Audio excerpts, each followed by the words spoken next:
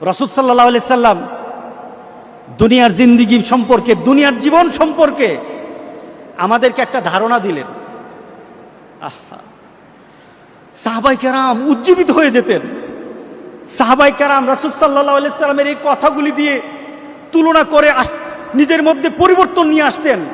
এতদিন বাঁচবো মাত্র, এতদিন আমার দুনিয়ার জিন্দেগি, আমি মাত্র এতদিনের জন্য দুনিয়াতে এসেছি।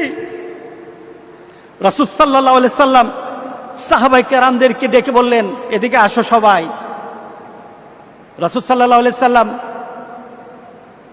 মুসলিম শরীফের হাদিস, সাহাবায়ে কেরামদেরকে বললেন, হযরত মাসতুর ইবনে সাদ্দাত রাদিয়াল্লাহু তাআলা আনহু থেকে বর্ণিত, রাসূল সাল্লাল্লাহু আলাইহি সাল্লাম শপথ করে বললেন, আল্লাহর শপথ, ওয়াল্লাহি আল্লাহর শপথ করে বললেন, এ দুনিয়ার জিন্দেগি, আরেকটা হলো আখিরাতের জিন্দেগি।